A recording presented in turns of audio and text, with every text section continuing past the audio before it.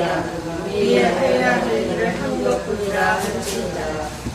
11절 예수께서 예루살렘으로 가실 때에 사마리아와 갈릴리 사이로 지나가시다가 한 촌에 들어가시니 문둥병자 10명이 예수를 만나 멀리 서서 소리를 높여 가로되 예수 선생님이여 우리를 긍휼히 여기소서 하거늘 보시고 가라사대 가서 제사장에게 너희 몸을 보이라 하셨더니 저희가 가다가 깨끗함을 받은지라.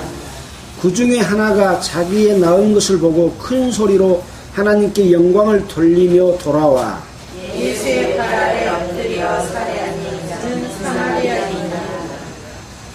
예수께서 대답하여 가라사대 10사람이 다 깨끗함을 받지 아니하였느냐 그 9은 어디 있느냐 이 이방인 외에는 하나님께 영광을 돌리러 돌아온 자가 없느냐 하시고 19절은 함께 읽겠습니다.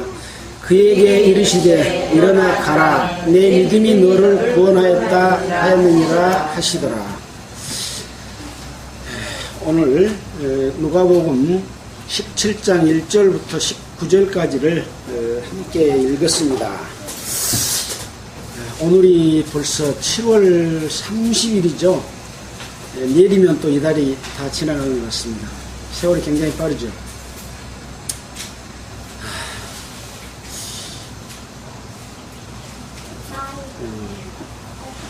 우리는 지금 누가복음을 1장부터 17장까지 매주일 이렇게 한 장씩 공부를 해왔습니다. 이 기록은 누가가 먼저 이 사실을 보고 듣고 행했던 사람들의 내용을 종합적으로 정리를 해서 데오빌로 각하에게 보낸 편지의 내용이고 데오빌로로 하여금 올바른 알을 알도록 하기 위해서 기록한 그러한 말씀입니다. 그래서 이 누가복음은 그 기록된 순서에 따라서 쭉 자세하게 살펴보는 것이 대단히 중요한 부분이라고 그랬죠. 그래서 이 내용은 말씀의 목격자 되고 일꾼된 사람들이 전하여 준 대로 그대로 저술을 하려고 노력했다 그렇게 이야기를 하고 있죠. 그래서 이 내용에 대해서 확실함을 알게 하려 합니다. 마찬가지로 우리의 손에까지 이 말씀이 왔기 때문에 이 기록된 말씀의 내용이 무엇인지를 더욱 확실하게 아는 것이 우리에게 필요하다 그런 뜻이죠. 자, 오늘 읽은 누가복음 17장의 말씀을 보면서 함께 살펴보도록 하겠습니다. 예수께서 제자들에게 이르시되 실족케 하는 것이 없을 수는 없으나 있게 하는 자에게는 화로다. 저가 이 작은 자 중에 하나를 실족케 할진대 차라리 연자 맷돌을 그 목에 메우고 바다에 던지는 것이 나으리라. 이제 갑자기 이런 말씀이 나오니까 어떤 내용인지 얼른 그 배경이랑 어떤 상황에서 이런 말씀하셨는지가 잘 이해가 안 되지 않습니까? 그래서 우리는 이 연관된 말씀으로 마태복음 18장 6절 또 21장 22절 마가복음 9장 42절을 이렇게 위에다가 동일한 말씀이 다른 곳에서 있다는 것을 이렇게 표현을 해놨습니다. 그래서 마태복음 18장을 한번 보도록 하겠습니다. 마태복음 18장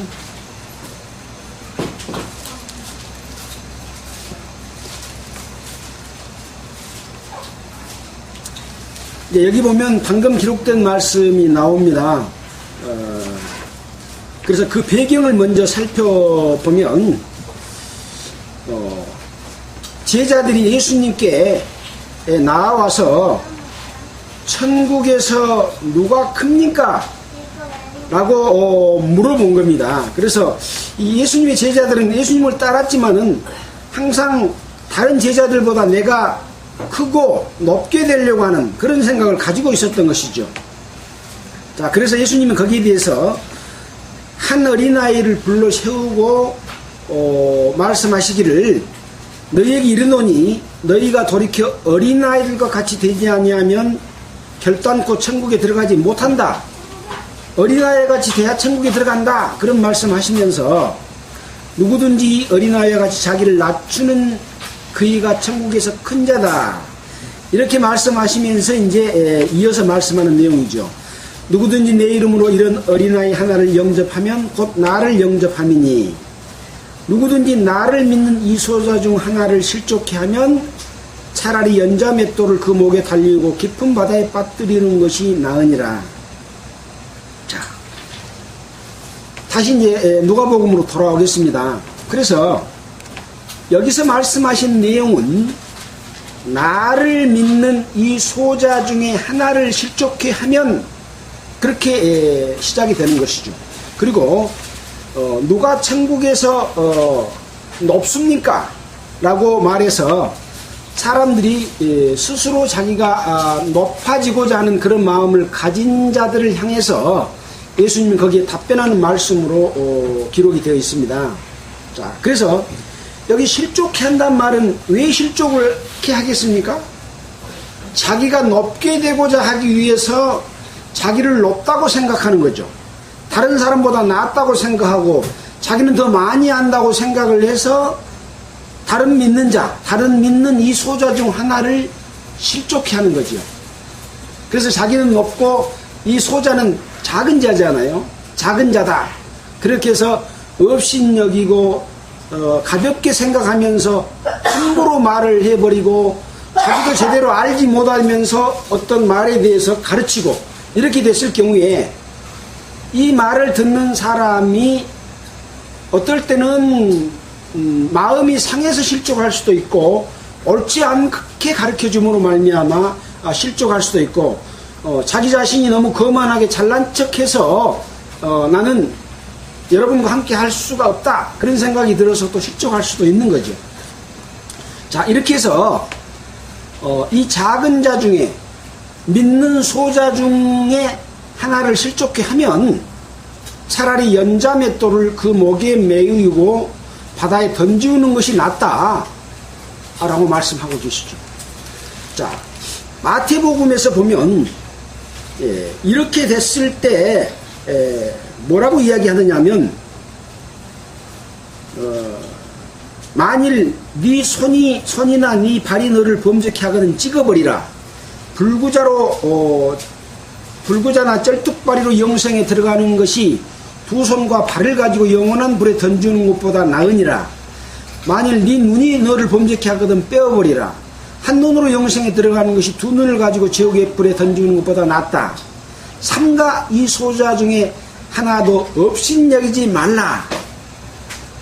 너에게 말하노니 너희 천사들이 하늘에 계신 내 아버지의 얼굴을 항상 배옵느니라. 그래서 이 소자 중 한 사람이라도 이 소자를 이끌어 주시고 이 소자를 보살펴주는 천사들을 하늘에서 아버지의 얼굴을 항상 배웁고 있는데 이 소자를 업신여기지 말라. 이런 소자 하나를 업신여겼을 경우에 차라리 연자맷돌을 목에 걸고 바다에 빠지는 것이 낫다. 또 네 손이 너를 범죄케 하거든 손을 잘라버리고 또 눈이 범죄케 하거든 눈을 빼버리고 또 두 발을 가지고 범죄케 하거든 발이나 또는 손을 잘라버리고라도 범죄하지 않는 것이 낫다 할 만큼 우리와 함께하고 있는 믿는 소자 중에 하나를 실족해서는 안 된다라는 엄청난 말씀을 하신 것이죠. 자, 그래서 여기에 관한 그 관주의 말씀들을 보면 여기 이제 보라 고린도전서 11장 19절 해가지고 이제 기록된 말씀이 또 있습니다. 여기는 어떤 말씀이 있냐 하면 너희 중에 편당이 있어야 스스로 옳다 인정함을 받는 자들이 나타나게 되리라. 교회 내에 어떤 편당이 있어야 옳다 인정함을 받는 사람이 나타나게 된다. 그러니까 교회 내에 어떤 편을 만들고 서로 갈등하고 이간질하고 상대편을 미워하고 이렇게 실족해하는 일들이 있다고 하는 것이죠. 그래서 지금 이 기독교가 많은 편을 갈라놓고 우리는 옳고 상대편은 옳지 않다라고 하는 것들을 많이 행하고 있는 것이지 않습니까? 그래서 이 기독교가 많은 종교 정파를 가지고 있지만 이 종파의 교회가 주님의 몸된 교회는 아니죠. 많은 교회들, 교파의 교회들이 있지만 예수를 믿고 참으로 거듭나서 하나님의 자녀가 된 자는 보이지 않는 주님의 몸된 교회의 지체가 되어 있는 것이죠. 그렇기 때문에 교파를 떠나서 어떤 교파에 있든지 간에 믿음으로 하나 되면 그를 사랑하고 그를 함께 교제를 나누고 서로 존중하는 그런 자세가 필요한데 우리 교회에 안 다니니까 저쪽 교회에 다니니까 저 사람들은 이단이고 저 사람들은 옳지 않고 우리는 옳고 우리에게는 구원이 있고 저쪽에는 구원이 없고 이런 식으로 이야기하는 것은 바로 이 작은 소자 중에 하나를 실족해 하는 것하고 똑같은 현상입니다. 참으로 이건 두려운 일인데 많은 교파들이 이것이 어떤 죄에 해당된다고 하는 것을 모르는 거죠. 만약에 이 말씀을 안다고 한다면 이 진정한 예수님의 말씀, 예수님의 뜻을 안다고 한다면 어느 교파에 있든지 간에 참으로 그 영혼이 죄사함을 받고 하나님의 자녀로 태어났는가 태어나지 않는가 하는 것들을 먼저 생각하고 태어나지 못했다고 한다면 그에게 복음을 전해서 하나님의 자녀가 태어날 수 있도록 우리가 전도하는 것이 필요하죠. 만약에 복음을 듣고 깨달은 자고 나와 같은 똑같은 믿음을 저쪽 교파에 다닌 사람이 가지고 있다면 우리는 형제다, 자매다 해서 서로 사랑하고 수시로 만나고 서로 돕고 이런 일들이 계속 이루어져야 되는 것이죠. 그러면 교파가 어디가 있겠습니까? 단지 교파라고 하는 것은 우리가 가까이 있는 사람들끼리 함께 모이는 그런 의미밖에 없는 것이죠. 그래서 교파가 하나의 교파만 주님의 몸된 교회가 될 수는 없다. 만약에 그렇게 될 것 같았더라면 초대교회가 지금까지 있어야 맞죠. 로마교회, 고린도교회, 갈라디아교회, 에베소교회, 빌립보교회, 갈라디아교회 지금 그 교회들이 남아있는 교회가 있습니까? 다 없어졌잖아요. 그래서 그러면 주님의 교회가 없어졌습니까? 아니잖아요. 주님을 머리로 한 몸된 교회는 이 지구상에 하나만 존재하고 그것은 보이지 않습니다. 보이지 않는데 서로 사랑하고 교제하고 그 성도들의 지나간 성도들을 우리가 존경하고 그들이 행했던 올바른 행위에 대해서 우리가 배우고 따라가는 일들이 속에서 일어나는 거지. 주님은 그것을 기뻐하시는 거죠. 자, 이렇게 그런 그 의미가 들어 있습니다. 또 사도행전 20장 30절에 보면 초대교회 에베소 교회에 이제 바울이 복음을 전했고 이제 예루살렘으로 올라가는 과정 가운데서 에베소 교회 성도 장로들을 밀레도에서 불러가지고 고별 설교를 하는 내용이 나옵니다. 그 중에서 뭐라고 말씀을 하냐면 너희들 중에서도 제자들을 끌어 자기를 쫓게 하려고 어그러진 말을 하는 사람들이 일어날 것을 내가 안다. 그렇게 말을 했습니다. 장로들을 불러놓고 너희들 중에 장로들이 이제 전도에서 사람들이 자기를 존중한 사람들이 있을 거 아닙니까? 그 제자들을 불러 자기를 쫓게 하려고 어그러진 말을 하는 그런 일이 일어날 것이다.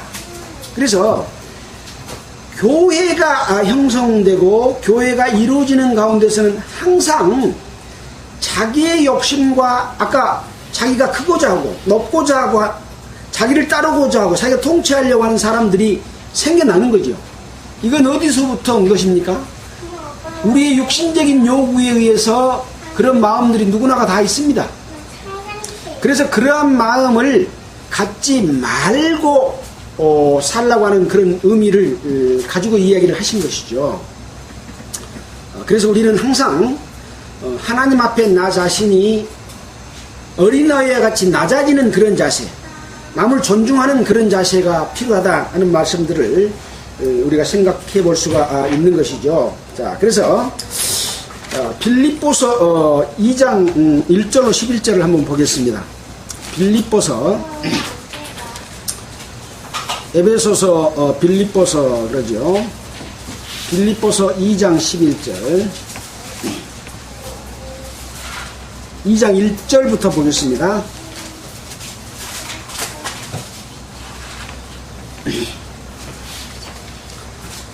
그러므로 그리스도 안에 무슨 권면이나 사랑의 무슨 위로나 성령의 무슨 교제나 긍휼이나 자비가 있거든 마음을 같이하여 같은 사랑을 가지고 뜻을 합하며 한 마음을 품어 아무 일이든지 다툼이나 허용을 하지 말고 오직 겸손한 마음으로 각각 자기보다 남을 낮게 여기고 각각 자기 일을 돌아볼 뿐더러 또한 각각 다른 사람들의 일을 돌아보아 나의 기쁨을 충만하게 하라. 너희 안에 이 마음을 품으라. 그리스도 예수의 마음이니 그는 근본 하나님의 본체이나 하나님과 동등됨을 취할 것으로 여기지 아니하시고 오히려 자기를 비워 종의 형체를 가져 사람들과 같이 되었고 사람의 모양으로 나타나셨으며 자기를 낮추시고 죽기까지 복종하셨으니 곧 십자가에 죽으심이라. 이와 같이 그리스도 안에 무슨 교제나 또는 긍휼이나 자비가 있거든 같은 마음을 품고 또 사랑을 가지고 뜻을 합해서 한 마음으로 겸손한 마음을 가지고 성도들을 돌아보고 섬기는 거죠. 누구처럼? 예수님처럼. 이 예수님은 근본 하나님의 본체다. 하나님이 인간의 모습을 입고 온 분이 바로 예수님이거든요. 그래서 예수님 속에는 하나님의 능력을 가지고 계셨기 때문에 많은 병자들을 치료하고 귀신을 쫓아내고 죽은 자를 살려낼 수 있는 그런 능력을 나타내 보였지 않습니까? 증거로 보였죠. 그런데 이분은 자기 자신을 하나님의 위치로 높이지 않고 종의 형체를 가져서 사람의 모양으로 나타났고 자기를 낮춰서 어떻게까지 복종했다고요?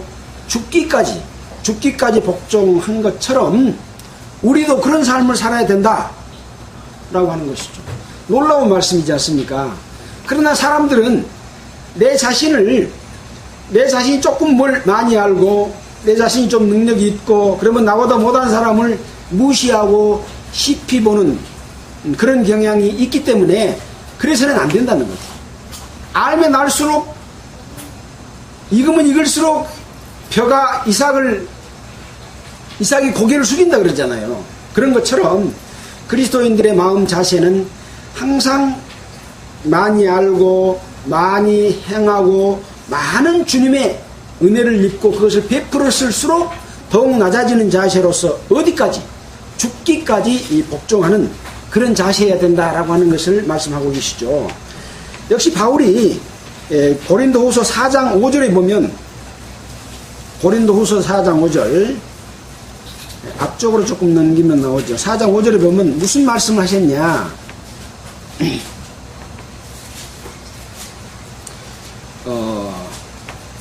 우리를 전파하는 것이 아니라 오직 그리스도 예수의 주 되신 것과 또 예수를 위하여 우리가 너희의 종된 것을 전파한다. 사도 바울은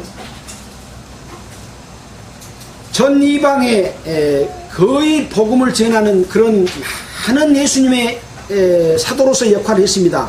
그런데 무엇을 전하냐? 예수 그리스도가 우리의 주인 된 것과 그러면 나는 뭐요? 주인이면 나는 뭐요? 바울은 종이잖아요. 바울은 예수의 종된 것과 그 말이에요. 예수를 주된 것과 그 다음에 또 뭐냐? 예수를 위하여 우리가 너희의 종된 이 편지는 지금 고린도 교회에 보낸 편지이기 때문에 고린도 성도도 이 편지를 읽습니다. 우리가 예수를 위하여 바울을 비롯한 함께 동역자들이 너희의 종된 것을 전파한다. 가서 복음 전해놓고 가서 다스리고 통치하고 뺏어먹고 이런 일을 한 것이 아니라 너희의 종됐다. 그래서 너희들을 섬기고 너희들이 올바른 믿음을 갖도록 하기 위해서 우리가 희생의 제물이 되는, 심지어 제사를 드릴 때 양이나 소를 잡아서 제단에 드리지 않아요. 내가 그 제단의 제물이 되기를 원한다. 사도 바울은 그렇게 말을 했습니다. 바로 예수님처럼 자기 자신을 죽기까지 복종해서 성도들을 섬기는 그런 자세여야 된다는 거죠. 바로 누가복음 17장 1절로부터 2절에 기록된 이 말씀 속에는 단지 두려운 말만 있는 것이 아니라 그 속에 어떻게 성도들을 섬겨야 되고 자기 자신을 낮추고 아무리 적은 자라고 할지라도, 어린아이와 같이 적은 자라 할지라도 무시하고 함부로 말을 해서 실족하게 해서는 안 된다. 그것이 얼마나 두려운 일이다 하는 것을 말씀해 주고 계시는 것을 알 수가 있는 것이죠. 자, 그 다음 구절을 또 한번 보겠습니다. 너희는 스스로 조심하라. 조심은 무슨 뜻입니까? 잡을 조자 마음 심자. 너희는 스스로 마음을 잡아라. 마음 먹은 대로 함부로 살지 마라. 조심하라. 그래서 흥정역에 보면 너희는 스스로 주의하라 이렇게 기록이 되어 있습니다. 만일 네 형제가 죄를 범하거든 경계하고, 형제가 죄를 범해요. 그러면은 경계하라는 거예요. 뭘 경계해야 됩니까? 그 형제의 그 죄 범한 것이 나에게도 영향을 끼쳐서 나도 같은 죄를 범할까, 내 자신을 경계하는 거예요. 내 자신을 지키는 거죠. 경계하고, 회개하거든, 형제가 회개하거든, 아, 내가 이것을 죄를 지어서 잘못했습니다 하고 이렇게 돌이키거든 용서해라 그 말입니다. 근데 많은 사람들은 형제가 또는 자매가 잘못을 범하면 뒤에서 비방하고 수근수근 거리면서 이렇게 비방은 하면서도 마음속에서는 용서하지 못하는 것들을 사람들 많이 가지고 있는 거죠. 그래서 어떻게 하면 그가 용서를 빌도록 하는 마음을 갖게 해줄까, 그런 마음으로 우리는 그 사람을 경계하면서 대하는 거죠. 경계하면서 상관하지 않는 것이 아니죠. 왜냐? 그 사람이 돌이킬 수 있으니까. 그래서 만일 하루 7번이라도 너에게 죄를 얻고, 상대편에게 죄를 얻는 게 아니라 나에게 죄를 얻고 7번 나에게 돌아와서 내가 회개한다라고 말하면 용서하라 이렇게 말씀을 하셨습니다. 누가 지금 나한테 잘못을 아침에 범하고 점심때 범하고 새거리 때 범하고 밤에 범하고 해서 7번씩 범하면 용서할 마음이 생기겠어요? 괘씸해서 벌 주기를 바라는 마음이 있지 않겠습니까? 그것은 악한 마음인 거죠. 이 지금 3절부터 4절에 있는 말씀은, 용서하라는 말은 권유의 말이 아닙니다. 무슨 말입니까? 명령입니다. 명령. 용서. 그리스도인끼리 잘못을 7번이나 용서하라고 하는 것은 권유가 아닙니다. 명령입니다. 자, 여기에 연관된 말씀이 또 있죠. 마태복음 18장 21절을 한번 보겠습니다.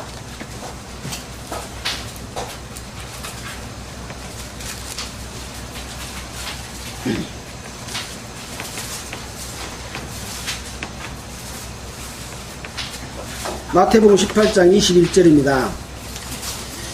그때에 베드로가 나와 주께 가로되 주여, 형제가 내게 죄를 범하면 몇 번이나 용서해 주리까? 7번까지 하오리까? 예수님 좀 전에 7번 그 말씀 하셨잖아요. 7번 하오리까? 라고 물어보니까 아니라 70번씩 7번이라도 할지니라. 70번씩 7번이면 몇 번입니까? 490번이죠.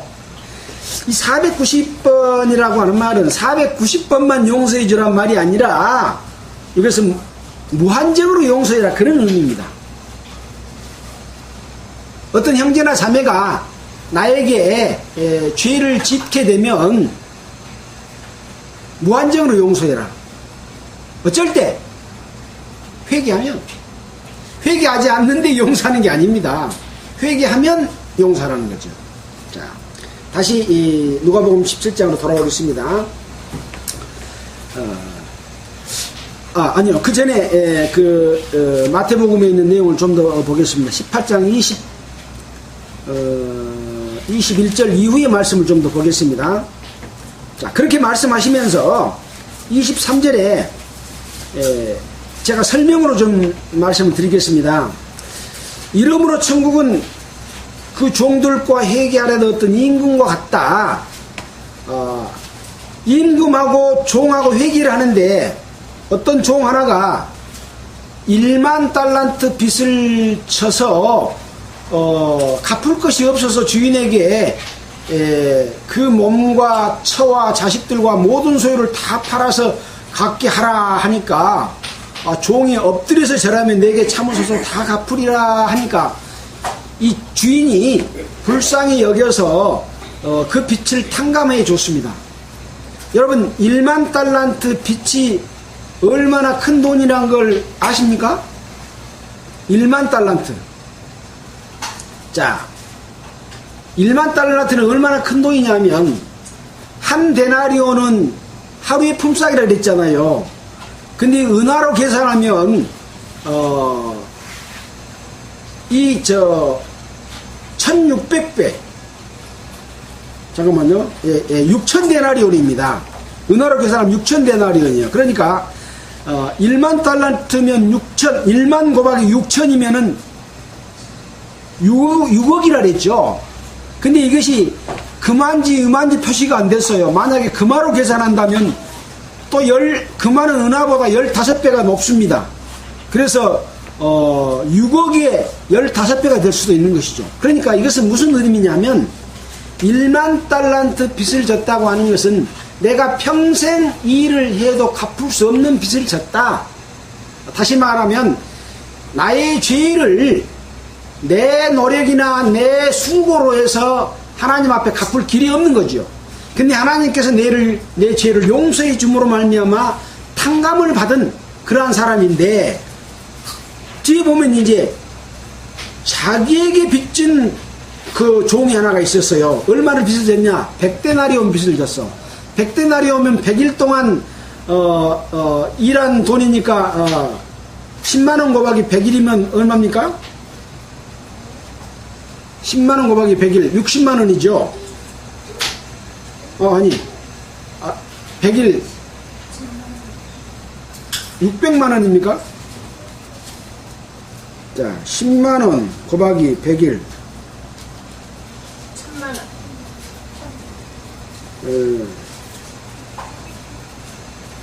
아니요.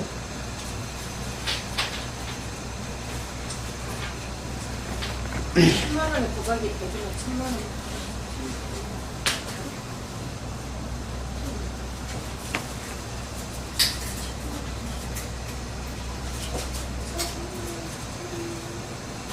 천만원. 100데나리온이니까요. 하루에 10만원씩 계산해서 곱하기 100일이니까요. 그래서 1000만원입니다. 1000만원 빚을 졌는데 자기는 얼마 탕감받았어요? 아까 최소한 6억 탕감받았잖아요. 근데 이 동관 하나를 붙들어서 목을 잡고 가로되 빚을 갚으라 하고 못 갚으니까 감옥에다 쳐넣어버렸어요. 이것을 주인이 들었어요. 그러니까 그 1만 탕감받은 자를 불러가지고 주인이 노하여 그 빚을 다 갚도록 저를 옥졸들에게 붙이니라. 너희가 각각 중심으로 형제를 용서하지 아니하면 내 천부께서도 너희에게 이와 같이 하시리라. 내가 용서함을 받았는데 조금 빚진 자들을 용서하지 못하고 그것을 다 잘못한 대로 다 갚게 하면 이와 같이 너는 네 빚 다 갚아라 하고 용서해 주지 않는다는 거죠. 이만큼 형제에 대해서 어떤 잘못을 범했을 때 7번, 하루에 7번이라도 또 70번씩 7번이라도 용서해 주라고 하는 그런 뜻이 있고, 그렇게 용서하지 하라는 것은 권유가 아니라 명령이다. 이것을 우리는 생각해야 된다고 하는 것이죠. 이런 말들은 그냥 넘길 수 있는 말이 아니라 두려운 말씀이시지 않습니까? 그래서 이것을 마음에 새길 때 우리는 어떤 삶을 살아야 될 것인가 하는 것을 생각해 볼 수가 있는 것이죠. 자, 그 다음에 보겠습니다. 5절입니다. 사도들이 주께 여짜오되 우리에게 믿음을 더하소서 하니 주께서 가라사대 너희에게 겨자씨 하나할 만한 믿음이 있었다면 이 뽕나무더러 뿌리가 뽑혀 바다에 심부리야 했을 것이요 그것이 너희에게 순종하였으리라. 자, 이렇게 말씀을 하시니까 하루에 7번씩 너에게 죄를 짓고 와서 회개한다 하면 7번씩 용서하라니까 제자들의 마음에 그 용서를 할 수 없겠다고 하는 마음이 들었어요. 여러분 같으라면 나는 용서할 수 있겠다 그런 마음이 들었겠습니까? 아무튼 이 제자들은 지금 그랬어요. 그래서 사도들이 이르되 우리에게 믿음을 더하여 주소서. 왜 더하여 주라고? 용서할 수 있는 믿음을 주라고 말이에요. 이거 딴 것 주라는 얘기가 아닙니다. 용서할 수 있을 만한 믿음을, 우리에게 믿음이 있는데 거기다 더 보태주십시오. 그러면 내가 용서할 수 있겠습니다. 그런 말이에요. 그러니까 예수님이 뭐라고 말씀하시냐면, 이 뽕나무더러 뿌리가 뽑혀, 믿음이 있었다면 이 뽕나무더러 뿌리가 뽑혀 바다에 심기려 했을 것이요 그것이 너에게 순종하였으리라. 겨자씨 하나할 만한 믿음이 있으면 이 지금 땅에 있는 뽕나무더러 뽑혀서 바다에 옮기려면 이 뽕나무가 바다에 가서 심기운대요. 믿음이 있다는 말입니까? 없다는 말입니까? 믿음이 없다는 말이에요. 제자들은 용서할 수 있는 믿음이 있다고 생각하고 지금 믿음이 있긴 있는데 거기다 더 보태서 7번 용서할 수 있게 하는 마음을 주십시오. 그러니까 너희에게 겨자씨 하나할 만한 믿음, 겨자씨는 눈에 보이지 않을 만큼 작은 씨거든요. 그런 믿음이 내한테 있다면 이 뽕나무더러 명에서 바다에 옮기라면 바다에 가서 심기할 것이다. 겨자씨 하나할 만한 믿음도 너희 속에는 없다. 그런 이야기입니다. 이걸 있다고 생각을 대부분 해요. 근데 믿음이 없기 때문에 못하는 거죠. 자, 왜 그러냐면은 이 믿는다고 하는 것은 내가 용서하는 겁니까? 아닙니다. 예수님이 그렇게 하신, 예수님이 내 속에 들어와서 예수님의 마음으로 용서가 되는 거예요. 인간은 용서할 수가 없어요. 나에게 7번 죄를 짓고 490번 죄를 짓는데 와서 내가 잘못했다 그러면 내 마음에서 풀어져가지고 용서가 되는 게 아니란 얘기죠. 그러나 예수님의 그 용서가 내 마음속에 들어와서 내 속에 예수님의 마음을 갖게 되면 용서할 수가 있는 것이다. 그래서 이 믿는 순간 예수님과 우리는 영적으로 하나의 동일체가 돼서 그 역사를 이룰 수가 있는 것이기 때문에 용서가 된다고 하는 것이죠. 그래서 우리가 용서하는 것은 예수 그리스도의 마음이 내 속에서 역사할 때만 용서가 이루어지는 것이고, 그것이 아니면 내가 예수를 믿고 있는 사람이라도 내 육신끝이 튀어나오면 저놈 나쁜 놈, 이게 먼저 나오는 거예요. 용서가 되는 것이 아니라. 자, 그러면서 이제 이야기를 하십니다. 7절입니다. 너희 중에 누구에게 밭을 갈거나 양을 치거나 하는 종이 있어 밭에서 돌아오면 저더러 곧 와서 앉아서 먹으라 할 자가 있느냐?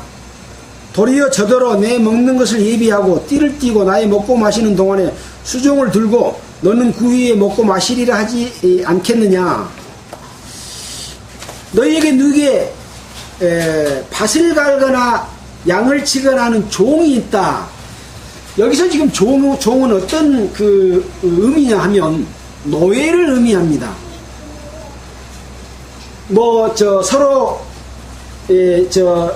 임금 계약을 해가지고 일하고 있는 품꾼이 아니고 노예, 여기서 종은 노예를 뜻합니다. 그래서 노예는 그냥 부려먹고 아무 싹도 주지 않고 또 일하고 와도 내 밥 먼저 차려주고 니는 나중에 먹어도 주인이 아무 거리낌이 없는 그런 상황인 거죠. 자, 그래서 이제 그 말씀을 하시는 거예요. 도리어 저더러 내 먹는 것을 예비하고 띠를 띠고 허리에 띠를 띠고 나의 먹고 마시는 동안에 수종을 들고 너는 그 후에 먹고 마시라 하지 않겠느냐. 또 이렇게 명한 대로 하였다고 종에게 살해하겠느냐? 뭘 명했어요? 밭을 갈거나 양을 치거나 내 밥 먹는데 너는 허리띠 띠고 나 밥 먹는 것을 수종해라. 이런 명령을 다 지켰다고 싹 주냐? 노예한테 싹 줘요? 싹 안 줘요. 싹 안 줍니다.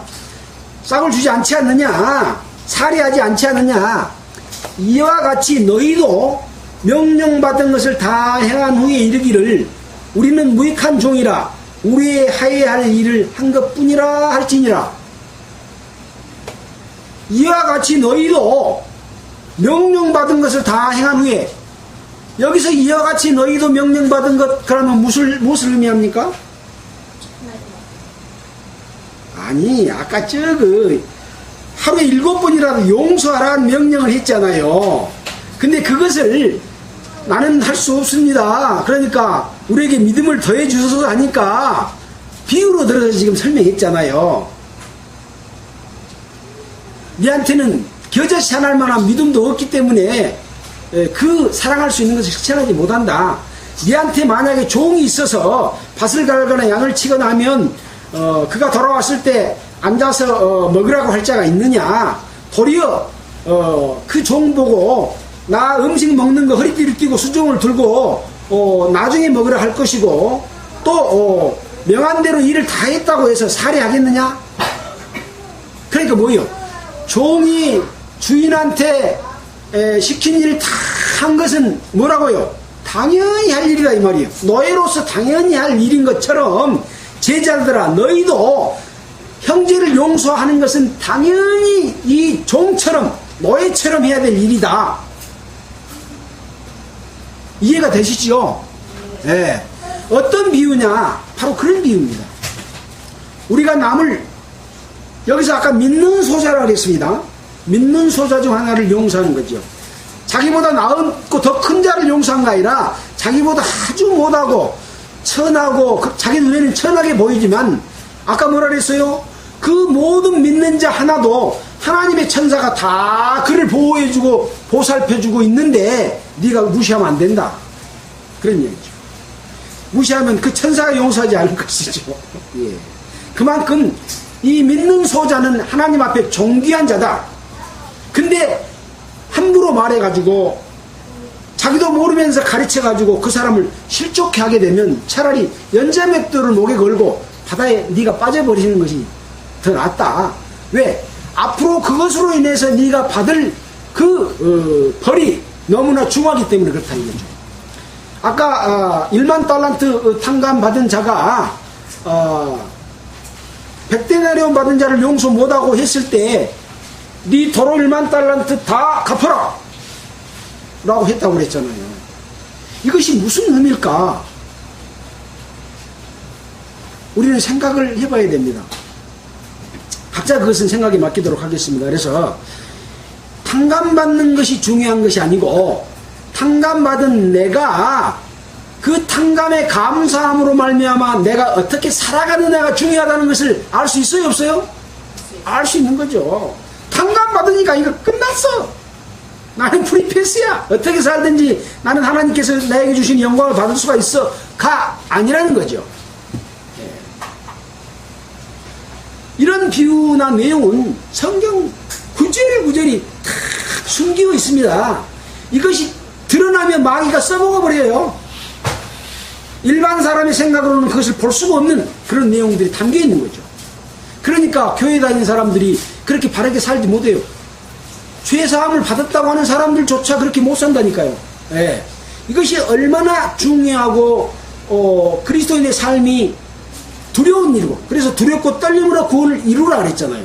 그래서 우리는 주님을 닮아가는, 내 속에서 주님이 역사하시는 삶을 살도록 나는 거기에 순종하는 것이 그리스도인의 삶이라고 하는 것이죠. 자, 그 다음을 보겠습니다. 11절입니다. 예수께서 예루살렘으로 가실 때에 사마리아와 갈릴리 사이로 지나가시다가, 자, 모처럼 지도를 이렇게 붙여놨는데 지도 한번 보겠습니다. 예수께서 예루살렘으로 가실 때에 사마리아와 갈릴리 사이로 지나가시다가, 예수님은 이 갈릴리 주변에서 많이 사역을 시작했지 않습니까? 그래서 여기에 보이는 이 예루살렘으로 가게 되면, 예루살렘에 가시게 되면 어째요? 붙잡혀서 돌아가시게 되잖아요. 이제 자기 때가 됨으로 말미암아 예수께서 점점 이렇게 예루살렘으로 갑니다. 근데 지금은 이 사마리아 지역과 갈릴리 사이에 아마 이쪽 이런 길을 따라서 내려오고 있는 그런 도중이다, 이렇게 생각하시면 됩니다. 그래서 갈릴리 사이로 지나가시다가 한 초원에 들어가시니, 아마 이제 사마리아 근처에 어떤 한 마을로 들어가셨습니다. 문둥병자 10명이 예수를 만나 멀리 서서 소리를 높여 가로되, 예수 선생님이여 우리를 긍휼히 여기소서! 크게 질렀어요. 왜 크게 소리 질릴까요? 예수님 못 들어볼까 그랬을까요? 멀리 있어서 그랬습니다. 그래서 여기 이제 구약성경에 보면 문둥병 환자들은 어떤 규례가 있습니다. 문둥병 환자는 옷을 찢고 머리를 풀며 입입술을 가리우고 외치기를 부정하다 부정하다 할 것이요, 혼자 살되 짐 밖에서 살지니라. 그러니까 여러 사람이 있는 데서 한꺼번에 못 살아요. 그러니까 예수님은 여러 사람이 있는 데로 지나가지 않습니까? 멀리 서서 그걸 본 겁니다. 열 문둥병자가 예수여 하고 큰 소리로 부른 거예요. 멀리 있었기 때문에. 얼마나 비참한 그런 그 병에 걸려서. 그래서 문둥병은 참 이 지구상에서는 가장 더럽고 추한 죄인인 인간을 나타낸다 그랬잖아요. 죄를 많이 진 인간을 나타냅니다. 양심이 병들어서 옳고 그른 것을 분별을 못해. 죄를 지면서도 죄가 죄인 것을 몰라. 그런 그 더러운 병을 갖다 문둥병으로, 죄 많은 사람을 문둥병으로 이야기하고 있습니다. 근데 멀리 서서 소리를 높여 선생님이여 우리를 긍휼히 여기란 말은 무슨 말이요? 불쌍히 여기소서 라고 하거늘 보시고 가라사대 가서 제사장들에게 너희 몸을 보이라 하셨더니, 저희가 가다가 깨끗함을 받은지라. 제사장의 몸을 보이라 그랬는데 제사장이 이제 갑니다. 몸을 보이려고. 가다가 깨끗해지는 거예요.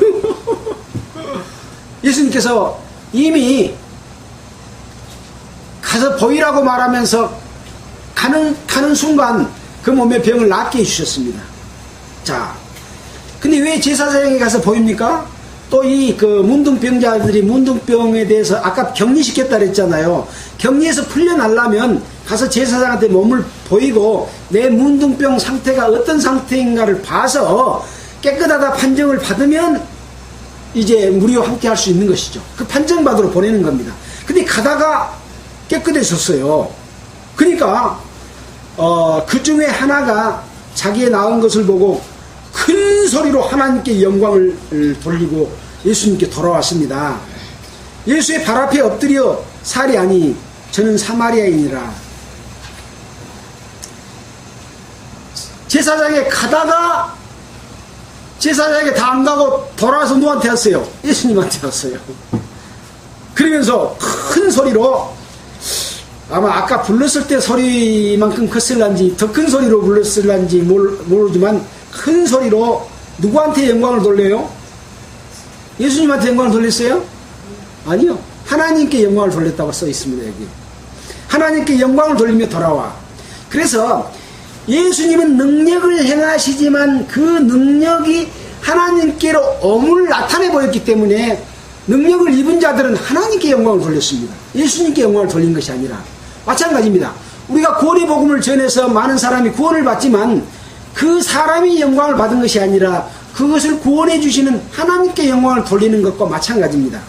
근데 사람들은 내가 전도 많이 했다고 해서 자기가 높임을 받으면 되겠어요? 안 되겠어요? 안 되잖아요. 예, 그런 것처럼 바로 이 문둥병자는 자기 병났음을 보고 돌아왔습니다. 10명이 받았는데 1명만 돌아온 거예요. 근데 사마리아인이었어요. 자, 그래서 예수께서 물어봅니다. 10사람이 다 깨끗함을 받지 아니하였느냐? 그 9은 어디 있느냐? 이 이방인 외에는 하나님께 영광을 돌리러 온 자가 없느냐 하시고, 10명이 다 깨끗함을 받았는데 9명은 제사장에 가서 이제 자기 몸이 나은 것을 보이고 이제 무리와 함께 동네에서 들어가서 살게 됐죠. 예수님께 온 적이 없어요. 하나님께 온 적이 없어요. 하나님께 감사한 적이 없어요. 무엇을 말하겠습니까? 여기 문둥병이 나은 것은 죄 없이 함을 받은 거죠.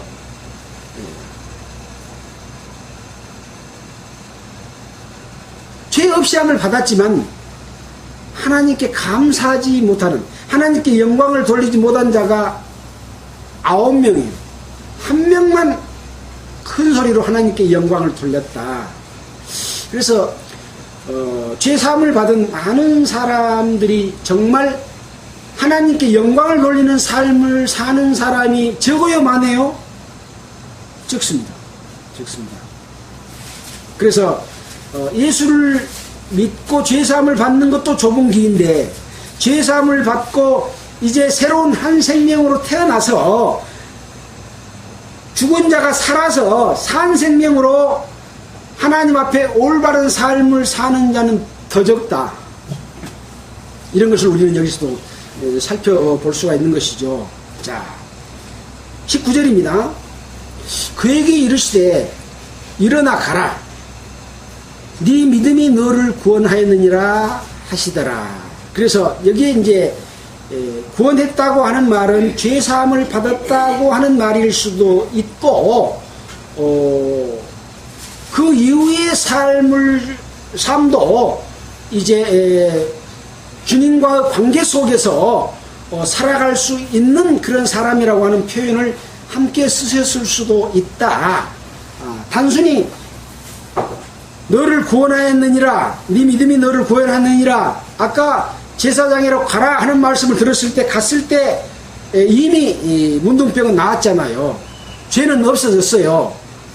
그러나 예수님께서 돌아와서 하나님께 영광을, 무릎을 꿇고 하나님께 영광을 돌렸을 때 네 믿음이 너를 구원하였느니라 하셨던 것은 또 다른 어떤 의미의 예수님과의 관계 속에서 하나님과의 올바른 관계를 가지고 살아갈 수 있는, 거룩한 삶을 살 수 있는 그러한 사람이라고 하는 의미가 포함되어 있지 않을까, 그런 생각을 해봤습니다. 그래서 중요한 것은 뭐냐면 문둥병을 깨끗하게 함을 받은 9명이 하나님께 영광을 돌리지 않았는데 예수님의 의도하는 뜻이 무엇일까? 왜 이 말을 굳이 했을까? 이제 제사장이 보이라 해서 가서 문둥병은 이미 나섰고, 또 이 한 사람도 문둥병은 이미 나섰는데 굳이 이것을 들춰내서 9은 어디 갔냐? 사마리아인 한 사람만 나에게로 돌아가고 9은 어디 갔냐? 하고 굳이 이걸 드러내서 설명할 이유가 있었겠습니까? 있었겠죠. 그 의미는 여러분 각자가 생각하셔야 됩니다. 죄사함을 받는 것을 구원이라고 생각했을 때, 구원은 죄사함 받는 걸로 끝난 것이 아닙니다.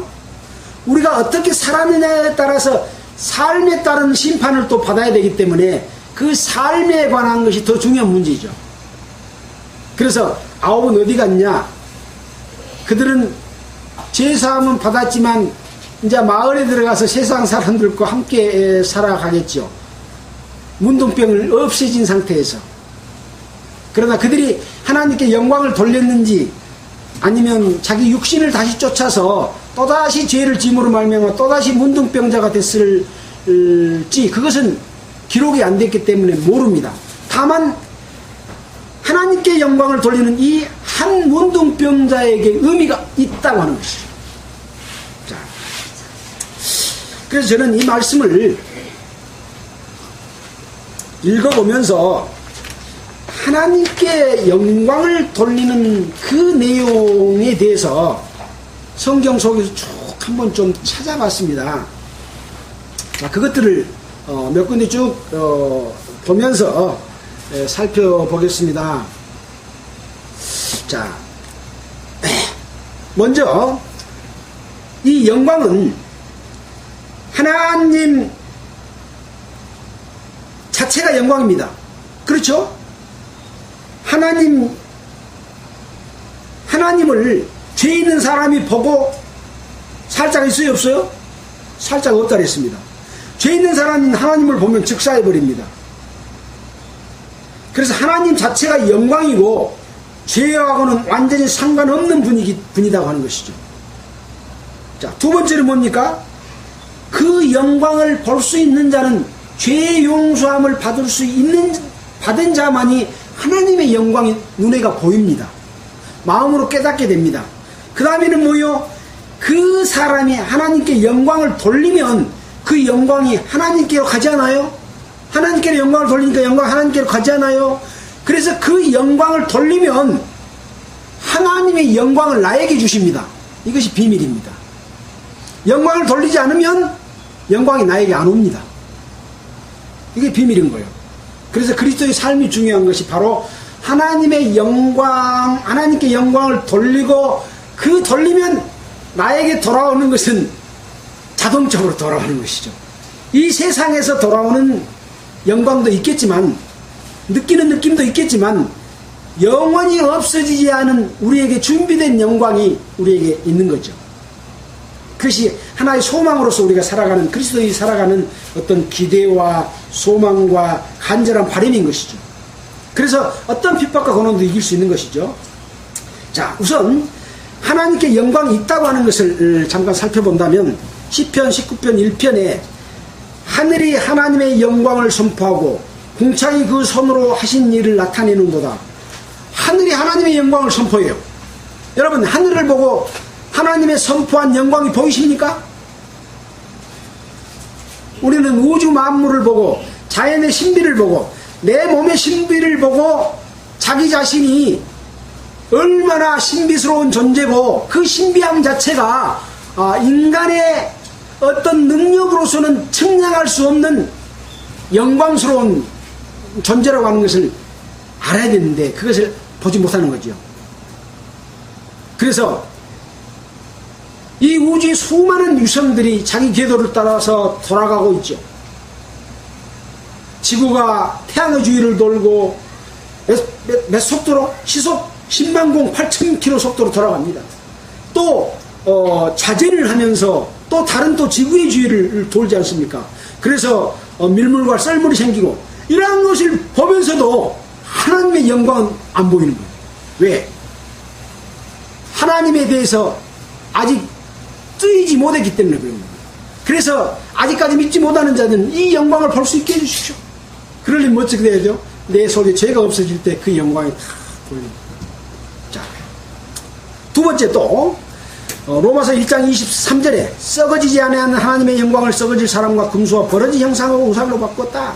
우주 만물을 통해서 분명히 알게 되나니 그러므로 저희가 핑계치 못할지니라.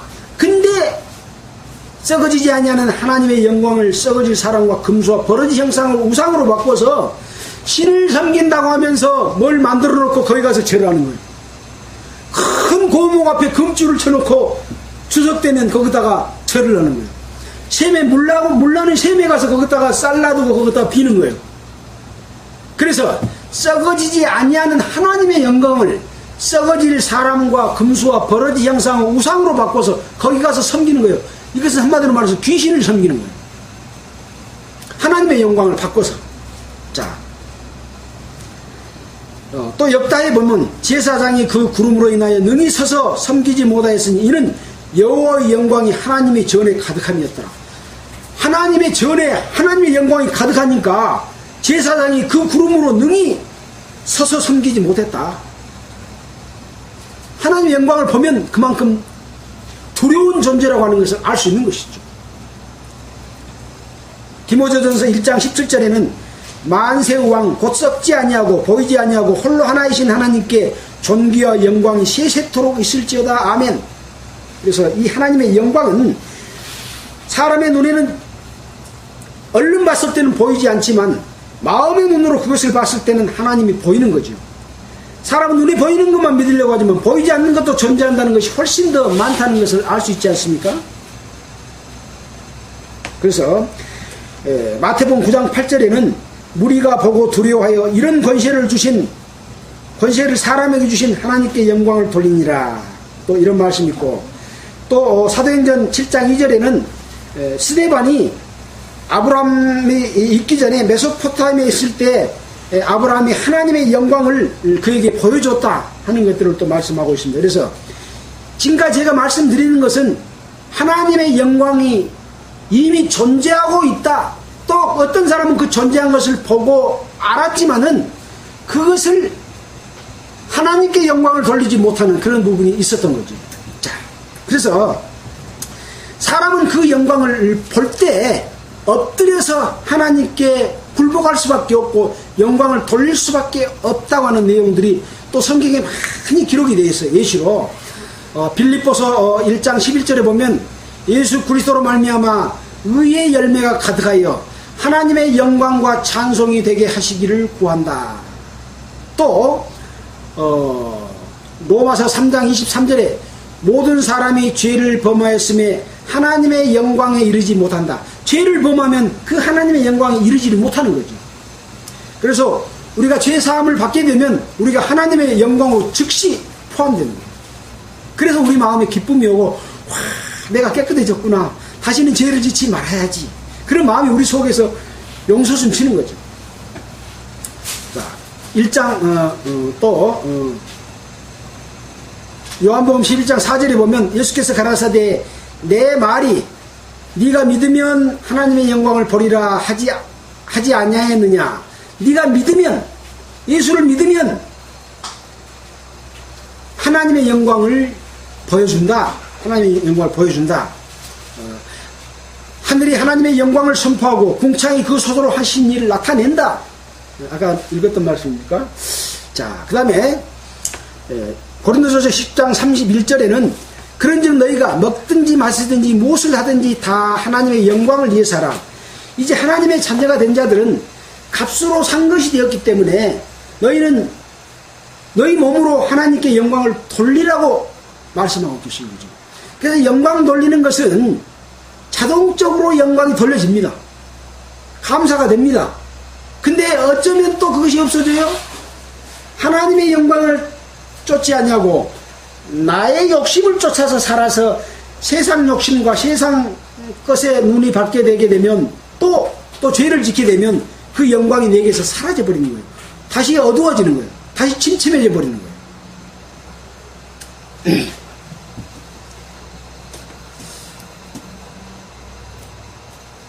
자, 또 요한복음 5장 44절에 보면 너희가 서로 영광을 취하고 유일하신 하나님께로부터는 영광은 구하지 아니하니 어찌 나를 믿을 수가 있느냐. 사람들이 자기들끼리는 서로 영광을 취하지만 하나님께로 영광을 구하지 않는다. 또 고린도서 4장 15절에 모든 것을 너희를 위하여 하는 것은 은혜가 많은 사람의 감사함으로 말미암아 더하여 넘쳐서 하나님께 영광을 돌리게 하려 합니다. 그래서 예수 그리스도의 복음이 전해지고 예수 믿는 자들에게 어떻게 사는 삶에 대해서 말씀하는 것은 우리로 하여금 하나님께 영광을 돌리는 삶을 살 수 있도록 알려드리는 것이죠. 그래서 우리가 죄사함 받는 것 중요합니다. 왜? 죽었던 생명이 살아나기 때문에 그렇습니다. 그러나 산 생명이 하나님께 영광 돌리는 삶을 살지 아니하고 자기의 육신을 쫓아서 가게 되면 옛사람에게 굴복하게 되고 죄를 짓게 되면 다시 죄의 종으로 되돌아가는 것이죠. 그래서 누구에게 복종하든지 그 복종하는 자의 종이 되는 것을 알지 못하느냐? 그래서 구원받는 하나님의 자녀가 하나님의 자녀로서 살지 못하고 죄 가운데 거하게 되면 아까 말씀드린 대로 자기 자신도 그 죄값을 받은 것에 대해서 되갚음을 당하게 되는 이러한 그 말씀이 있다는 것이죠. 그래서 이 심판은 그리스도인이 받는 심판이 있고 아예 하나님을 믿지 않는 자들의 심판이 있습니다. 그래서 두 가지 심판이 있기 때문에 믿지 못하는 자들은 이 믿지 못하는 자들의 심판에서 벗어나는 기도를 먼저 해야 될 것이고, 하나님의 자녀로 태어난 자들은 이 태어난 자들이 어떻게 사는 것이 하나님께 영광을 돌리는 삶이고 하나님 앞에 거룩한 삶으로 인해서 영광에서 떨어지지 아니하는 그 속에 참여하는 삶이 될 것이냐 하는 것들을 교훈의 말씀으로 우리에게 주셨다고 생각이 됩니다. 이 하나님의 영광에 대해서는 엄청난 말이 많이 있지만은 여러분에게 다 소개해 드릴 수 없습니다. 그래서 여러분들이 말씀을 보시면서 이런 부분도 한번 그 하나님의 영광이 과연 무엇이고 우리가 하나님께 영광 돌리는 삶이 무엇인가에 대해서 각자가 생각을 해 보셔야 될 겁니다. 아침에 일어나서 저녁에 잠잘 때까지, 또 잠들기 전에도 잠자리에서도 주님 저를 지켜주시고 마귀의 유혹에 넘어가지 않도록 지켜주십시오. 꿈속에서도 나를 나쁜 데로 인도하지 마옵소서.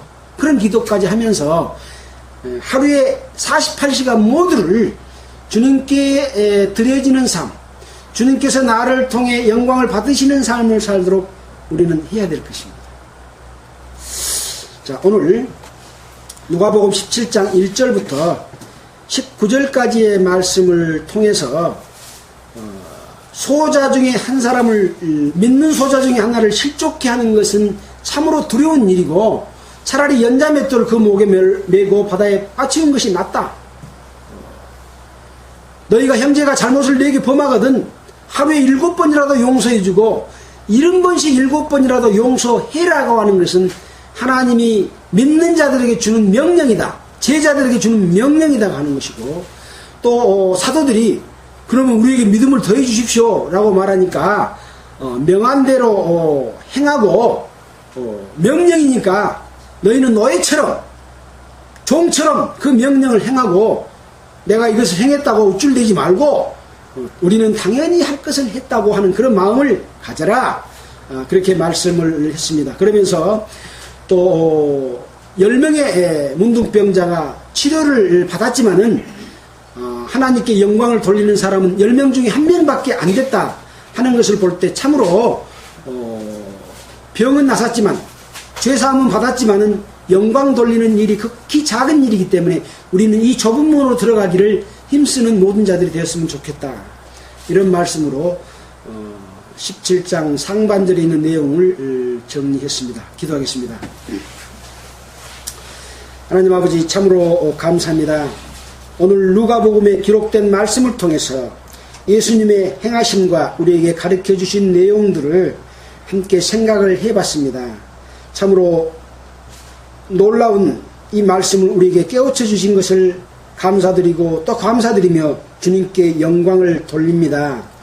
우리는 예수를 믿는 자들로서 참으로 먼저 확실하게 죄사함을 받고 하나님의 자녀로 태어나는 것이 중요합니다. 10명의 문둥병이 나사지는 것이 중요합니다. 그 다음에 더욱 중요한 것은 그 감사함으로 하나님께 영광 돌리고 또 영광을 함께하는 그런 삶을 사는 것이 더욱 중요하다는 것을 생각해 봤습니다. 우리의 마음과 생각들을 붙들어 주셔서 참으로 하나님께 귀 쓰이는 그러한 종도 되도록 주님 도와주시기를 간절히 원합니다.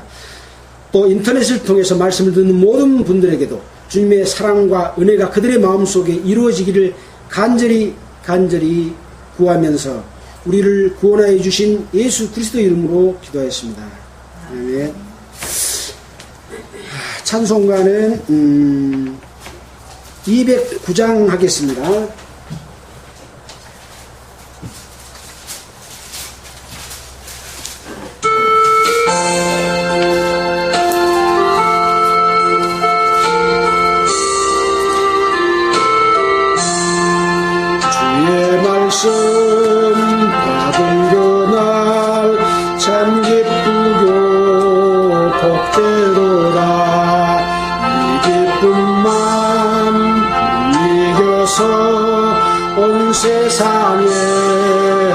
전하노라. 기쁜 날 기쁜 날 주 나의 죄 다시 쓴 날 늘 깨어서 기도하고 늘 기쁘게 살아가리. 기쁜 날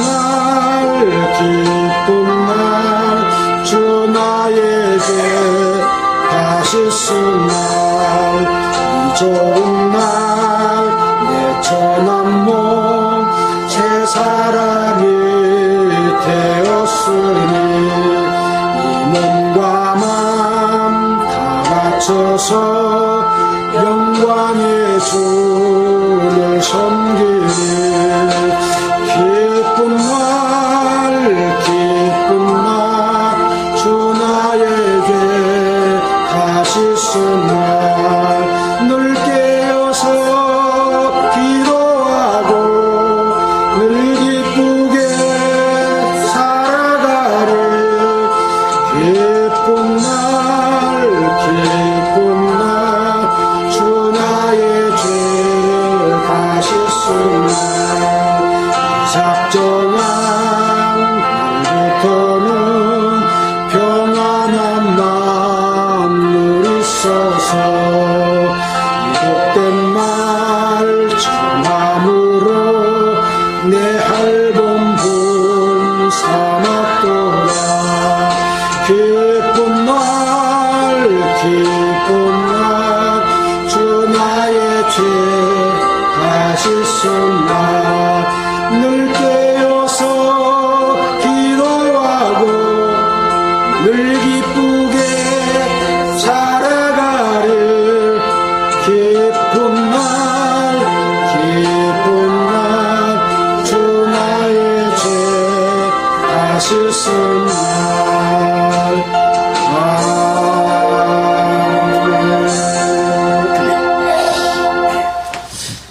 이 찬송가에 보면 주의 말씀을 받은 날 내 천한 몸이 새 사람이 되었다. 그래서 주의 말씀을 받은 날, 참 기쁜 날, 주가 내 죄를 다 씻은 날, 그것을 깨달은 날, 한 날이 있다는 것을 계속 말하고 있습니다. 그래서 우리가 교회에 언제, 예배당에 언제 나갔느냐가 아니라 언제 죄사함을 받았느냐 하는 것에 대해서 찬송하는 그런 찬송가죠. 이것이 마음속에 없는 사람들이 기독교인 중에 엄청 많습니다. 그냥 예배당에 다니면 내가 하나님의 자녀로 된 줄 알고 하나님 아버지 그렇게 부르는 사람이 많은 거죠. 그들에게 우리는 어떻게 하면 죄사함을 받을 수 있고 하나님의 자녀가 될 수 있는지를 우리가 믿게 되는가를 전파해야 되는 것이죠. 예, 여러분 수고하시고요. 감사합니다. 인터넷으로 방송을 듣는 분도 안녕히 계십시오.